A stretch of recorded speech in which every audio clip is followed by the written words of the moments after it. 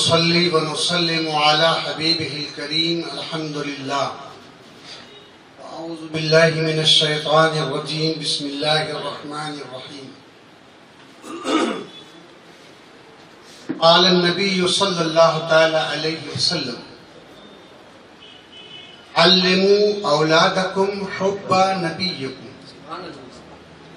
सदक़ रसूलुहुन नबियुल अमीनुल करीम व नहनु अला ज़ालिका लमिनश शाहिदीन व शाकिरीन। बारगाह रिसालत में झूमकर बावाज़ बुलंद दरूद पाक पढ़ रहे हैं। अल्लाहुम्मा सल्लि अला सय्यिदना मौलाना मुहम्मदिन कमा तुहिब्बु व तर्दाहु बिअन तुसल्ली अलैहि सलातन तबक़ा व तदूम बितमामिल मलिकिल हय्यिल क़य्यूम। साथियों, अभी मैंने सुना 5 मिनट पहले जानशीदे हुजूर ताजुश्शरिया कि यहाँ इस शहर मोहब्बत में आमद हुई थी। जाहिर सी बात है कसीर तादाद में लोग नहीं होंगे। शाक़ाना रसूल का एक बहुत बड़ा मजमा होगा।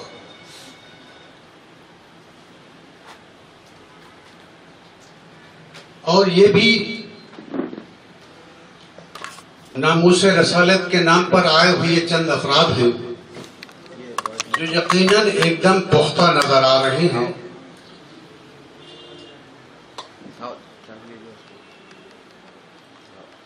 पिछले दिनों लगातार इस्लाम और मुसलमानों को टारगेट किया जा रहा है और उसके नतीजे में दुश्मनाने इस्लाम दुश्मनी में लगातार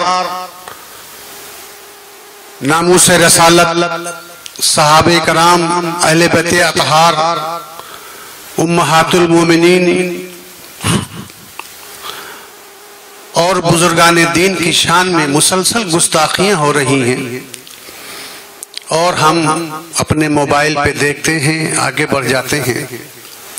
मगर इन्हीं लोगों में कुछ ऐसे लोग भी हैं कि देख करके मचल जाते हैं, मगर तन्हा होने की वजह से, कम्युनिकेशन गैप होने की वजह से, आपस में एक दूसरे से नाशनाई की वजह से वो अपने अंदर ये ताकत, ये कुव्वत महसूस नहीं कर पा रहे हैं कि इसके लिए उठ खड़ा होना चाहिए। कुछ हमारे अफराद अपने तौर पर इसके खिलाफ खड़े भी हुए और जो खड़ा हुआ अल्लाह ने उसे कामयाबी भी दी। तो इस सिलसिले में मुसलसल मुंबई में भी इस तरफ गौर खोज होता रहा। अल्लाह हम सब की उम्रें इनको लग जाएं। असीर मुफ्ती आजम खलीफे हुजूर ताजुश्शरिया हजरत मौलाना अलहाज मोहम्मद सईद नूरी साहब क़िबला, जो तकरीबन 40 साल से मुंबई उज़्मा ही में नहीं बल्कि मुश्तरका हिंदो पाक और पूरी दुनिया में नामूसे रसालत की हिफाजत की खातिर रजा एकेडमी एक तंजीम, एक तहरीक के जरिए अपनी आवाज बुलंद करते रहे, आप सब लोगों को जगाते रहे, बताते रहे और यह नगमा सुनाते रहे, जान है इश्क़ मुस्तफ़ा रोज फुजू करे खुदा, जान है इश्क़ मुस्तफ़ा रोज फुजू करे खुदा, और जिसको हो दर्द का मजा नाजे दवा उठाए क्यों। जब नूरी साहब ने महसूस किया कि अब इससे काम नहीं चलेगा, तो हुजूर मोइनुल मशाइख हजरत सैयद मोइन मियां साहब क़िबला और नूरी साहब और दीगर उलमा ने मिल करके बोले अब इसी नाम से तहरीक बना दी जाए जिस नाम के जरिए लोग जुड़ने में जरा भी कसर महसूस नहीं करेंगे। और मैं समझता हूं कि नामूसे रसालत पर इकट्ठा होने में कोई भी मुसलमान, मैं ये समझता हूं कि वो ये नहीं कहेगा कि मैं इससे मुंसलिक नहीं हूंगा। इसीलिए तहफ़्फ़ुज़े नामूसे रसालत बोर्ड बनाया गया। ये बात भी मशवरे में आई कि मुसलमान कब तक रोड पे उतर कर नाराबाजी करेगा। धरना प्रदर्शन करेगा, कंप्लेन करेगा, मुकदमात करेगा, तो इसको मजमूई शक्ल दे करके तहफ्फुज़े नामूसे रसालत बोर्ड बना दिया जाए और इसमें वो लोग जिनके अंदर जज्बे ईमानी जोश मार रहा है मगर कुछ कर ना पा रहे हैं तो आए, इस प्लेटफार्म पे आपका इस्तकबाल है, इसके साथ हो जाएं, आप अपना राय दें, अपनी बात रखें। मुश्तरका तौर पर हम सब लोग मिल करके अब रोड पे नहीं बल्कि कानून की जबान में इनको सबक सिखाया जाएगा। अभी 4 दिन पहले 4 तारीख को मुंबई उज़्मा में उलमाए अहले सुन्नत इसी तहफ्फुज़े नामूसे रसालत बोर्ड के ताल्लुक से उलमाए अहले सुन्नत कन्वेंशन किया गया।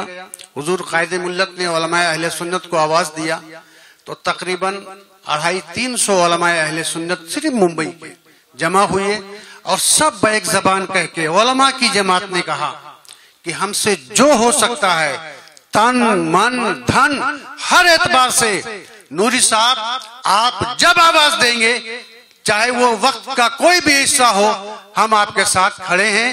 बल्कि कुछ उलमा ने तो कहा कि हम ऐलान करते हैं कि 1 महीने की जो हमारी तनख्वाह है मैं इस जमात को देता हूं और मैं अपील करता हूं अपने उलमा से कि वो भी कम से कम ये उलमा की जमात कह रहा हूं, उलमा की बात कर रहा हूं।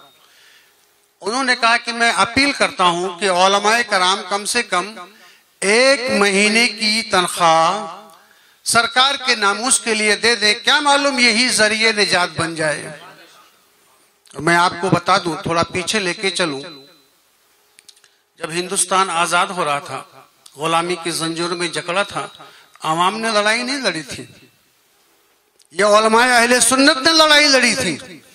उसके गवाह हैं अल्लामा फजल हक खैराबादी, उसके गवाह हैं अल्लामा कफायतुल्लाह काफी, उसके गवाह हैं मौलाना मोहम्मद अली जौहर, मौलाना मोहम्मद अली शौकत अली, और उसके गवाह हैं अल्लामा रजा अली खां बरेलवी, अल्लामा नकी अली खां बरेलवी।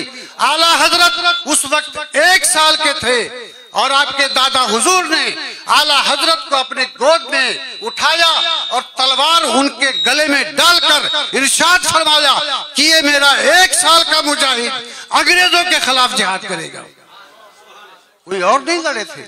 तो उलमाए कराम आपको अब खड़ा होना पड़ेगा, निकल जाओ हुजरों से, नमाजें पढ़ा दो इनको, इनकी इमामत भी करा दो, इनके निकाहें भी पढ़ा दो, जनाजे भी पढ़ा दो, मगर अब आराम करने का वक्त नहीं है। आपका मुखालिफ आपको ललकार रहा है और नामूसे रसालत पर आपको मुतवज्जे कर रहा है, आपको जोश दिला रहा है। तो आए जोशे जुनून खामोश न रहे, आए जोशे जुनून खामोश न रहे, कुछ खाक उड़ा वीराने की। अरे दीवाना बनना तो मुश्किल है, सूरत ही बना दीवाने की। दीवाना बनना तो मुश्किल है, सूरत ही बना दीवाने की। और मैं समझता हूं कि जब आप हजरात मैदान में खड़े हो जाएंगे तो मैदान में खड़ा होना आपका काम है और आपकी हिफाजत करना सरकार दो आलम का काम है। और हमारी क्या इज्जत है, हमारी क्या शान और शौकत है, रसूलुल्लाह से बढ़ के हमारी इज्जत है। हमारी इज्जत तो इसी में है। अगर सरकार की इज्जत है तो मुसलमान की इज्जत है, और अगर सरकार की नामोस खतरे में है तो मुसलमानों समझ लो कि हम लोग सब मर गए हैं। और हुजूर हजरत इमाम मालिक फरमाते हैं कि अगर सरकार की शान में गुस्ताखी हो और उम्मती जिंदा है तो उसको जिंदा रहने का हक नहीं है, उसको जिंदा रहने का हक नहीं है। और जो शख्स सरकार की शान में गुस्ताखी करे और वो अल्लाह की जमीन पे चले, उसको इस जमीन पे चलने का हक नहीं है। मन सब्बा नबीयन, कानून इस्लाम तो यही है। मन सब्बा नबीयन, कानून इस्लाम यही है। इससे और कोई समझौता ही नहीं है, कोई दो राय नहीं है। मगर अब हम अपने अंदर ये ताकत महसूस नहीं करते हैं तो कानून के दरवाजे खुले हैं। मगर जिन लोगों ने बढ़कर इस कानून पर अमल किया है, आप उनकी शान तो देखो। मैं एक वाकई की तरफ तवज्जो दिलाता हूं। यूं तो आला हजरत बहुत बड़े आलिम, बहुत बड़े फकीह, बहुत बड़े मुफ्ती, अल्लाह के बहुत बड़े वली। आला हजरत की विलायत तो फ़क़ाहत के पर्दे में छुपी रह गई। आप जिंदगी भर फतावा लिखते रहे, वरना इस दौर में उनसे बड़ा कोई बुजुर्ग नहीं। हजरत जुनैद बगदादी रजी अल्लाह ताला अन्हु बहुत बड़े पहलवान थे। बगदाद के बादशाह के घर में रहते थे, पहलवानी करते थे, पहलवान थे। एक सैयदजादे आए और आपने कहा मैं जुनैद पहलवान से लड़ना चाहता हूं, जरा वक्त ले लूंगा 5-6 मिनट आपका। तो जो बादशाह का वजीर था वो कई बार आया गया और ये दरवाजे पे खड़े हैं, यही कह रहे हैं कि मैं जुनैद से लड़ना चाहता हूं। तो उसने कहा जाओ अपना काम करो। कहां जुनैद और कहां आप अपने आप को तो देखिए हजरत, बदन में जान है ही नहीं, हड्डी चमड़ा लेकर के आए हैं और जुनैद से लड़ेंगे। बातों बातों में वजीर ने बादशाह से कहा कि एक शख्स बाहर दरवाजे पे खड़ा है, दरबानों ने उसे रोक रखा है और उसका कहना यह है कि मैं जुनैद से लड़ूंगा। तो बादशाह को शौक हुआ कि वो कौन आदमी है जो मेरे जुनैद से लड़ना चाहता है। बादशाह ने कहा बुलाइए। बुलाया गया। नहीं फुनातवा सैयदजादा। बादशाह ने पूछा आप जुनैद से कुश्ती लड़ेंगे? जी हाँ, मैं जुनैद से कुश्ती लड़ूंगा। तारीख तय हुई, ऐलान हो गया, बड़े स्टेडियम में बगदाद के मुनक्किद किया गया कि फला दिन फला वक्त सारे लोग खड़े हो जाएं, आ जाएं, जुनैद का और एक आने वाले नामालूम पहलवान की कुश्ती होगी। ये सैयदजादे चले गए। सारा बगदाद उस स्टेडियम में जमा है। जुनैद पहलवान पहले से पहुंचे, ये सैयदजादे का पता नहीं। सबकी निगाहें उठ रही हैं और अब लोग कहने लगे बताइए पूरे शहर को एक शख्स बेवकूफ बना करके चला गया, किसी ने पता नहीं पूछा, किसी ने नाम नहीं पूछा, कहां से आए थे ये नहीं पूछा। इतने में हजरत वो सैयदजादे आते हुए दिखाई दी। सारे लोगों की निगाहें वो सैयदजादे पर।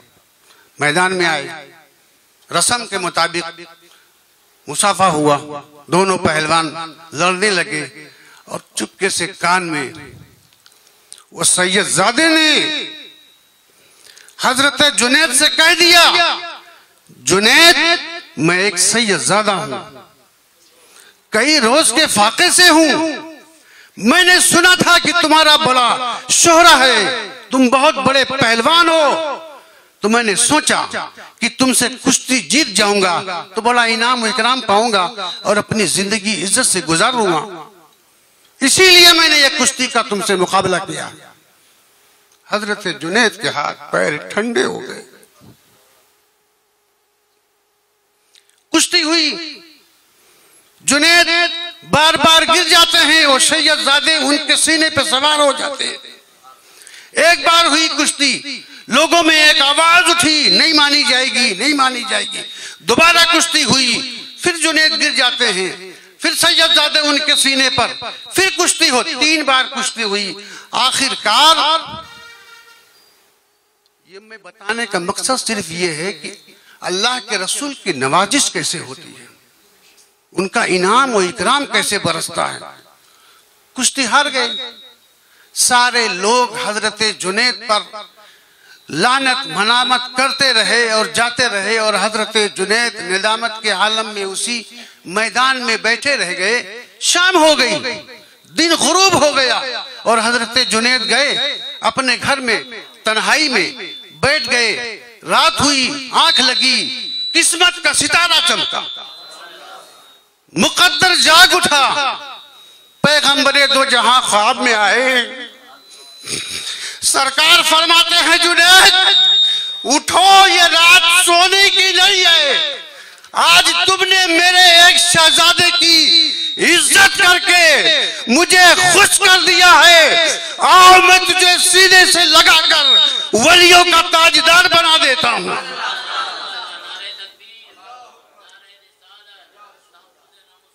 रात हुई, सुबह हुई, किसी ने बताया नहीं। हातिफ गैबी ने पूरे बगदाद में ये निदा कर दी कि जुनैद अल्लाह के बहुत बड़े वली हैं। पूरे शहर में ये गूंज गई कि जुनैद तो अल्लाह के बहुत बड़े वली हैं।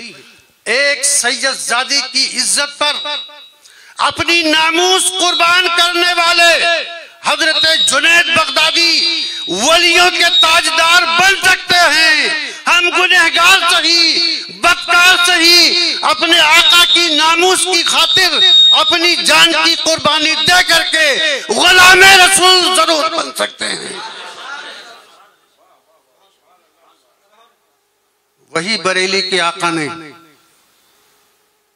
उनको किसी ने कहा नहीं था कान में, आला हजरत को कहने की, आला हजरत ने फरमाया हमको सैयद की खुशबू आ रही है। वो कहा नहीं गया था, अब मकाम समझो आला हजरत का, कहा नहीं गया था, पालकी में बैठे उतर गए, पालकी रोक दो, क्या है, हमको किसी तने जाना की खुशबू आ रही है, इसमें कोई सैयदजादा है। एक सैयदजादे ने सर उठा के कहा, सर झुका के कहा था, हुजूर मजदूरों से मजदूरी कराई जाती है, उनका जात पात नहीं पूछा जाता। कहने का माजल शरीफ है साथियों, जितनी दुआएं दो, परसों तबीयत खराब हो गई, ज्यादा तबीयत खराब हो गई, हम लोगों ने कहा आराम कर लीजिए, बोले नहीं, अगर दिमाग में वही बिठा लूंगा कि तबीयत खराब है तो ये काम रुक जाएगा, ये मिशन फेल हो जाएगा, और जिस मिशन के लिए निकले हैं ये काम बहुत बड़ा है। ऐसी हमारी हजारों जानें सरकार के नामूस पे कुर्बान है। हमको हमारी तबीयत की फिक्र नहीं, सरकार के नामूस की फिक्र है, लोगों को बताना है, लोगों को जगाना है। अब आप मैं मकसद पे आता हूं। चंद हजरात बैठे, कुछ लोग कलम से खिदमत कर सकते हैं, कुछ लोग जो पीर तरीकत लोग हैं वो अपनी निजी महफिलों में कम से कम जिसके नाम की रोटी खाते हैं, जिनके नाम का सदका खाते हैं, और बड़ी बड़ी तकरीरें करके फर्श वाले तेरी शौकत का वो लोग क्या जाने, ये कह कर नोट बटोरते हैं। और ये हमारी कौम सिर्फ सरकार की मोहब्बत पे रुपया देती है, पैसा देती है, और मुझे उम्मीद है कि इस मिशन में भी ये कौम सरकार के नामूस के खातिर अपने दौलत को दौलत नहीं समझेगी, अपने माल को माल नहीं समझेगी, इसलिए कि एक मोमिन के लिए उसको सरकार की नामूस से बढ़ के और कोई चीज हो ही नहीं सकता। आला हजरत फरमाते हैं मोमिन वो है, मोमिन वो है जो उनकी इज्जत पे मरे दिल से, मोमिन वो है जो उनकी इज्जत पे मरे दिल से, नजदी भी करता है ताजीम तो मरे दिल से। तो हमको तो मरे दिल से करना, हम तो मुसलमान हैं, गली मोहल्ला में ऐलान के साथ सरकार के ऊपर अपनी नामूस कुर्बान करने का ऐलान करते हैं। और मैं उम्मीद करता हूं आप लोगों से मिलकर मैं इतना खुश हुआ हूं, ये चंद अफराद पे नहीं, आपके हौसलों पर, आपके जज्बे पर, और इंशाअल्लाह अगर ऐसे ही आप लोगों का ताउन रहा और आप लोग साथ देते रहे, हम गर्दन कटाने की बात नहीं करते, मगर अभी मैं जालना में बताऊं, ये सैयद साहब बैठे हैं,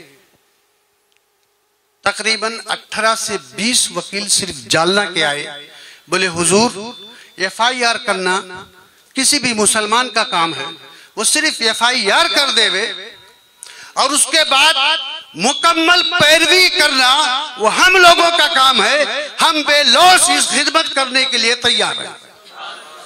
बेलौस ऐसे कितने लोग हैं, बस खाली फर्क इतना है, गलत रवि से मनाजिल का बोझ बढ़ता है। मुसाफिरों रवि से कारवां बदल डालो, जगह जगह के तुझे थक चुके हैं हंगामे, हवा के रुख पे चलो, बाद बां बदल डालो। खाली आप रास्ते पे तो आओ, खड़े तो हो जाओ, फिर देखो कैसी कैसी आपकी इमदाद होती है, ताउन होता है। और मैं हुजूर कायदे मिल्लत साहब आपकी बारगाह में गुजारिश करूंगा, आज मैं इतना खुश हूं, ये चंद अफराद को देख करके इतना खुश हूं कि मैं समझता हूं कि अल्लाह के रसूल ने आपकी इस खिदमत को कबूल फरमा लिया है। जंगे बद्र में भले 313 थे, उधर हजारों का लश्कर था, मगर क्या रसूलुल्लाह नर्वस थे? नहीं। क्या सहाबे कराम नर्वस थे? अरे किसी के हाथ में तलवार था, थी, जरा था, लकड़ी थी, किसी के पास कुछ भी नहीं था, पैगंबर के पास आते थे, हुजूर मेरे पास तो कुछ भी नहीं। खजूर की झाड़ तोड़ी और उसकी शाख दी, बोले ले जाओ इसी से लड़ो, इसी को लड़ो। किसी के पास कुछ भी नहीं, बोले ऐसा ही लड़ो। तब वो आयत नाजिल हुई थी, ए अल्लाह के रसूल कितना भेजूं? 1000?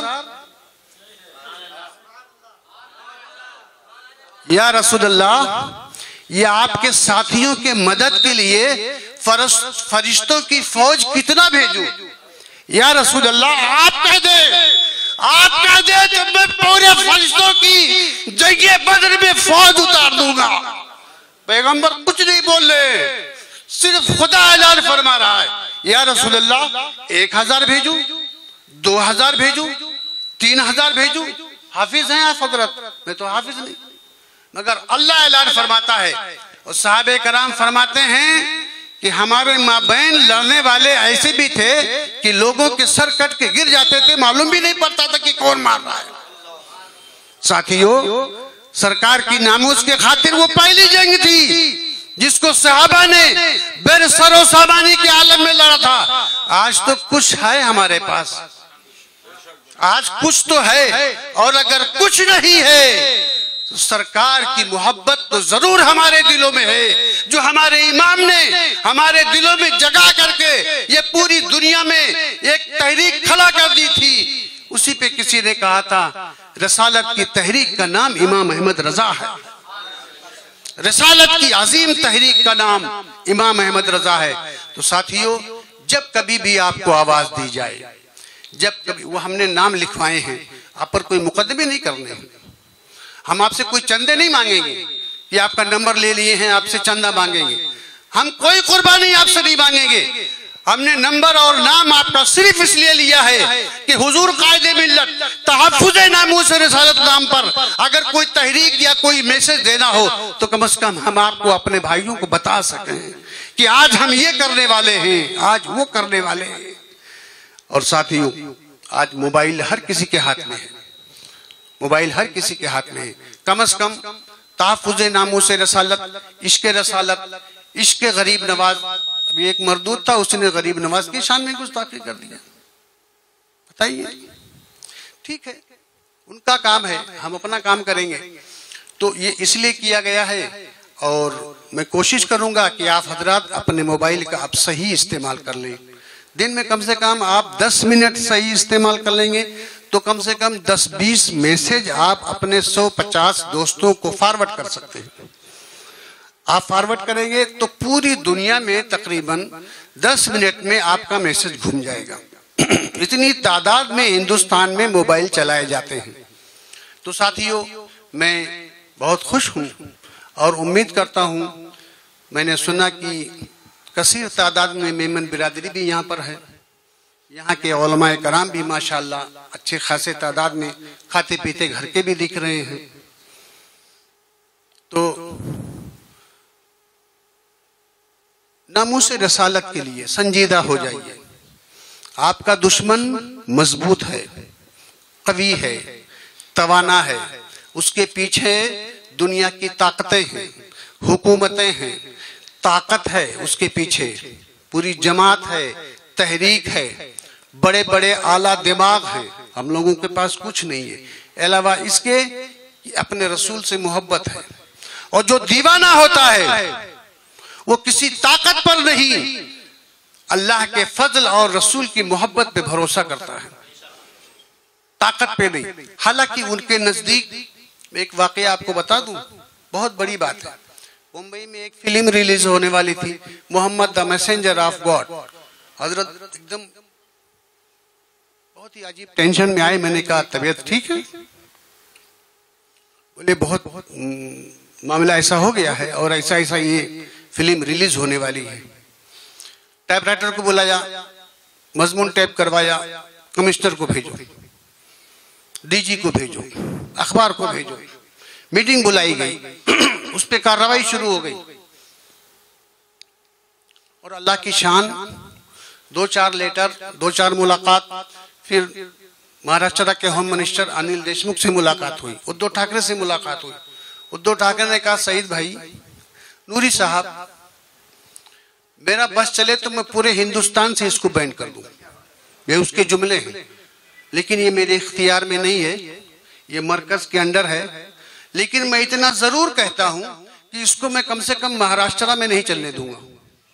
ये उद्धव ठाकरे का जुमला है, और वो भी कोरोना का वक्त था, वो मिलता भी नहीं था।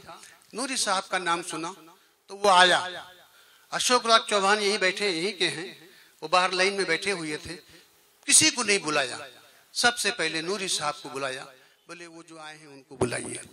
और उद्धव ठाकरे ने कहा, नूरी साहब मैं आपको यकीन दिलाता हूं मुझसे जो बन पड़ेगा मैं वो करूंगा, और आज मैं वजीर आजम मोदी से भी बात करूंगा।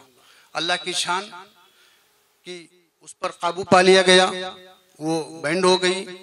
ऐसे कितने मामलात हैं वो यूं ही हल कर दिए जाते हैं, मगर चूंकि ये ऐसा मसला है तहफ्फुज़े नामूसे रसालत का, इसमें आप सबको बढ़ चढ़ कर आगे बढ़कर कदम से कदम मिलाकर चलना पड़ेगा। इसलिए कि दुश्मन कवी है, हम कमजोर हैं। जब चंद कमजोर ताकतें एकजा हो जाती हैं तो उसमें ताकत पैदा हो जाती है। चंद घास को मिला दो तो वो रस्सी बन जाती है। ऐसी आओ चंद दीवाने मिल करके तहफ्फुज़े नामूसे रसालत की हिफाजत के लिए खड़े हो जाएं। खुदा करे कि मिले सबको मंजिल आला। अस्सलाम वालेकुम।